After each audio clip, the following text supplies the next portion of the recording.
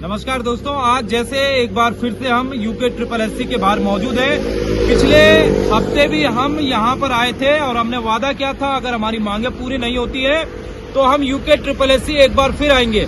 और आज इसी दफ्तर के बाहर आप देख सकते हैं हमारे ठीक पीछे यूके ट्रिपल एससी और हम यहाँ पर मौजूद हैं। और हमारे साथ नितिन दत्त जी हैं जो आए हैं मसूरी से। इन्होंने एक परीक्षा हुई थी असिस्टेंट अकाउंटेंट, उसमें 8 साल से संघर्ष कर रहे थे अपनी ज्वाइनिंग को लेकर।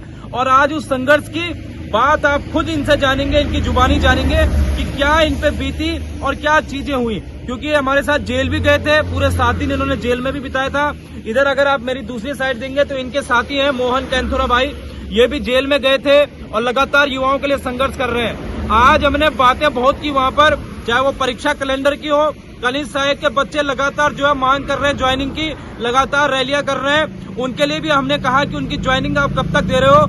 लेकिन दोस्तों, उससे पहले सबसे पहले ये जो इंसान यहाँ पर खड़ा हुआ है, इस इंसान की तकलीफ अगर आप जानेंगे, इसके संघर्ष को अगर आप जानेंगे तो यकीन मानिए उत्तराखंड का हर बेरोजगार अपने लिए संघर्ष करना सीख जाएगा। और ये जो संघर्ष है, इस संघर्ष को सीखना अगर आपको है, क्योंकि संघर्ष आपने आज तक बॉबी पवार से सीखा होगा, फिर राम कनवाल आपके साथ आता होगा, लेकिन आज एक और ऐसे शख्स है जिन्होंने पिछले 8 साल से इस परीक्षा को किया और आज ये यहाँ पर गए हैं। यूके ट्रिपल एससी के नए अध्यक्ष मोर्तोले जी से मुलाकात करके आए हैं और उन्होंने कहा है कि 1 हफ्ते के भीतर आपका काम कर दिया जाएगा। तो मैं चाहता हूँ नितिन भाई, आप बताइए अपनी दास्तान क्या बीता था आपके बाद, उसके बाद परीक्षा कैलेंडर और कनिष्ठ सहायक के बाद में बात होगी।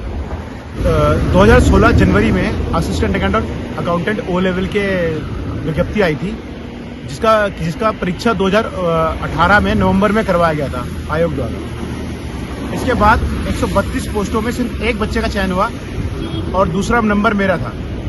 इसके बाद क्या होता है, आयोग ने अपनी सिस्टम, उनका मुझे समझ में नहीं आया क्या, वो मुझे हमेशा बखलाते रहते थे, अब करेंगे, कल करेंगे, परसों करेंगे। तो जब नवंबर 2018 में एग्जाम हुआ, उसके बाद मैंने अपनी आपत्ति दी। मेरी आपत्ति पे कोई सुनवाई नहीं की गई नवंबर से लेकर और जुलाई तक। जुलाई में एकाएक संतोष बडोनी जी और SR जी द्वारा रिजल्ट घोषित कर दिया और मुझे कहा गया कि आप कोर्ट चले जाइए। मेरे को कुछ कोर्ट के बारे में ज्यादा पता नहीं था, पर मैं तभी भी कोर्ट चले गया और कोर्ट में घिसते फिसते मेरे को 3 साल में कोर्ट में रहा हूँ। और ये मानिए कि आयोग ने अपना वहाँ ऐसा फैसला, जो चीज कभी हुई नहीं, उसको उन्होंने कोर्ट में भी झूठा बयान दिया। पर मजबूरी ये थी कि मैं कितने पैसे अपने कोर्ट पे खर्च कर लेता। एक लिमिट होती है कि मैं इतना पैसा कोर्ट में खर्च कर लूं, पर आए दिन डेट पे डेट देते रहे। और 5,000 रुपये जब ये अपना काउंटर फाइल नहीं कर पाए तो संतोष बडोनी के ऊपर 5,000 रुपये कोर्ट ऑफ कंटेम्प्ट लगा। जिसके बाद बडोनी जी सेकंड अपील में गए। सेकंड अपील में उन्होंने कोर्ट से अपील करी कि जो ये रिमार्क्स है मेरे ऊपर ना लिखे जाए कि इससे मेरे करियर में नुकसान होगा। तो कोर्ट ने वो रिमार्क्स हटा दिए। मेरा कहने का मकसद है, 8 साल में सोचो, जो गवर्नमेंट असिस्टेंट अकाउंटेंट जैसी छोटी पोस्ट का एक एग्जाम नहीं करा पाई आज तक, आज भी पोस्ट खाली की खाली पड़ी है। तो मुझे दुख होता है कि जैसे मेरे जैसे और जो अभ्यर्थी हैं, लोग हैं जो अपने गरीब माँ बाप के बच्चे हैं, जो अपना खून पसीने की कमाई अपने बच्चों पर लगा रहे हैं, किस तरह से हमारा शोषण किया जा रहा है। और मैं ये भी कहना चाहूंगा कि मैं तो पहले अपने आप अकेले लड़ता था इस लड़ाई को, अकेले मैंने हर जगह गया हूँ, पर मेरे को बॉबी पवार भाई और राम कनवाल भाई, इन लोगों से मुझे बहुत सपोर्ट मिला। और मैंने इनको देखा किस तरह से ये लोग बेरोजगारों के लिए काम कर रहे हैं और जो बच्चे पढ़ाई लिखाई कर रहे हैं उनके लिए काम कर रहे हैं। और मेरे को ये लगता है कि जिस तरह से मैंने 8 साल मतलब अकेले काटे, मतलब कोई जान पहचान वाला नहीं है, कोई कुछ नहीं है, आयोग में आओ तो कोई सुनवाई नहीं होती है। ये आयोग की बिल्डिंग बदल चुकी है आज की डेट में, पर 8 साल से मैटर मेरा आज तक निपटा नहीं है। अभी ये मतलब इतना दुर्भाग्य इस प्रदेश का, मैं 2 नेशनल, 5 स्टेट, एक इंटरनेशनल खेली है मैंने और O लेवल करा है। और जिन छात्रों को, जो छात्र ये समझते हैं O लेवल की चीजें, तो इतना कुछ करने के बाद भी इस प्रदेश के अंदर एक आम युवकों को नौकरी नहीं मिल सकती, दुर्भाग्य की बात है। जैसे मैं एक इसमें ऐड करना चाहूँ, सुनील उलियाल गामा जी हैं, जो है हमारे मेयर है देहरादून के, उनकी लड़की असिस्टेंट अकाउंटेंट है विभाग के अंदर, वो भी उपनल के थ्रू किसी और माध्यम से आई है। मैं कहना चाहूंगा एक चीज, अगर है दम आपके अंदर तो O लेवल करके दिखाओ और फिर असिस्टेंट अकाउंटेंट या अकाउंटेंट जैसी पोस्टों में जाके दिखाओ। मतलब ये होता है कि गरीब आदमी का बच्चा जमीन से जुड़ के वहां तक पहुंचता है। और ये लोग सिर्फ अपनी सेटिंग के नाते, ऐसे लोगों का मैं बोलता हूँ बहिष्कार होना चाहिए, चाहे वो सुनील उलियाल गामा हो, चाहे कोई भी नेता हो, जो अपने गरीबों को हक खा के अपने बच्चों या रिश्तेदारों को नौकरी देता है। दूसरी बात मैं कहना चाहूंगा इसमें, इसके बाद धोखा सबसे बड़ा संतोष बडोनी और त्रिवेंद्र सिंह रावत, उसकी पूरी कैबिनेट ने कराया। अगर मेरे को आप मेरी नहीं मानते तो मेरे पूरे के पूरे सबूत है। जो हुआ संतोष बोडरी ने जो लेटर बना के दिया उसे पूरी की पूरी ने कैबिनेट टेस्ट पास कर दिया। और मैं ये भी कहना चाहता हूँ क्योंकि 132 पोस्ट की 667 पोस्टें हुई हैं, इसका सीधा मकसद है क्योंकि ओ लेवल में कम बच्चे थे और इन्होंने क्या करा कि उसको हटा के मतलब ओ लेवल हटाने के बाद इन्होंने 667 कुछ पोस्ट है उसमें। मैं ये कहना चाहूँ कोई बच्चा इस गुमराह में न रहे कि ज्यादा पोस्ट हो गई है।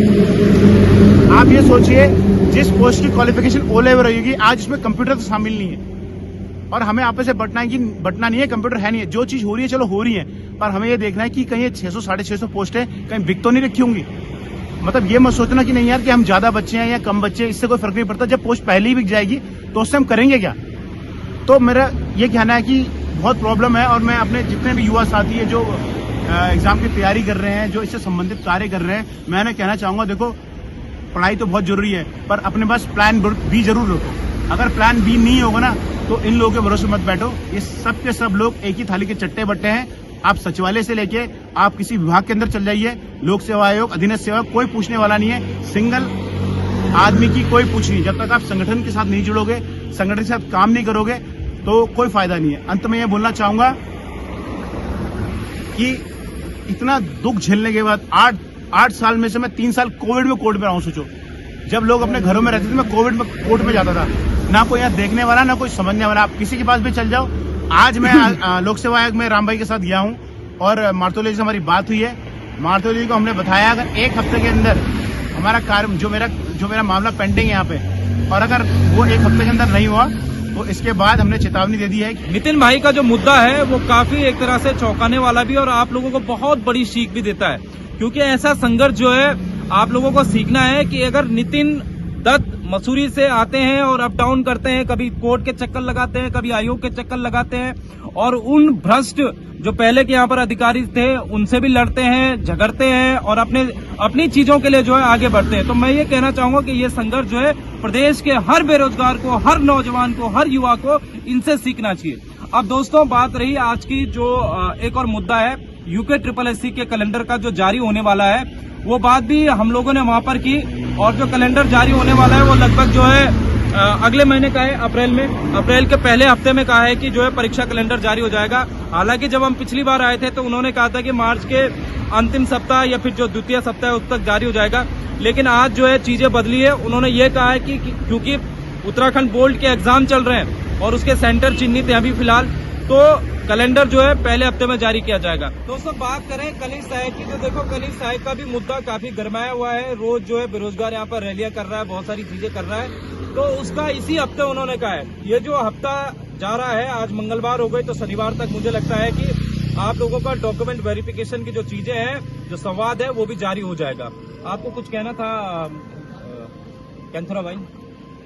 देखिए जो भी युवा साथी हमें इस समय देख रहे हैं, मैं उन लोगों से सिर्फ एक अपील करना चाहूँगा और उन लोगों को ये बोलना चाहूँगा कि देखिए अब आज की डेट में आपके पास इतना बड़ा एक प्लेटफॉर्म मिल गया है। उत्तराखंड बेरोजगार संघ ने आपको इतना बड़ा प्लेटफॉर्म दिया है जिसमें आप अपनी आवाज़ों को कह सकते हैं और अपनी हक की आवाज़ के लिए आप लड़ सकते हैं। जिस प्रकार से आपने अभी आंदोलन के तहत जो भी चीज़ें देखी हैं, नितिन भाई के साथ मैं काफ़ी टाइम से जुड़ा हुआ हूँ, हम एक ही शहर से आते भी हैं। उनके जो ये व्यथा है, जो इनका तमाम जितनी भी इनमें परेशानियाँ सही हैं, जैसा भी कांडवाल जी ने बताया कि चाहे नैनीताल हाईकोर्ट में जाने से लेकर बात रही हो, चाहे आयोग के चक्कर काटने से ही बात रही हो, मैंने उनके दर्द को बहुत करीब से समझा भी है। और छात्र संघ अध्यक्ष रहने के बावजूद उनके अंदर हमेशा एक दूसरे के प्रति ललक रहती थी कि मैं किसी के लिए कुछ काम आ सकूं। उसी के दौरान हम जब बेरोजगार संघ के साथ बॉबी भाई के साथ जुड़े, तकरीबन 7-8 महीने पहले से हम उनके साथ जुड़े हैं और एक उम्मीद की किरण वहाँ पे नजर आई कि हम क्यों ना अपनी बात को आपके माध्यम से रख सकें।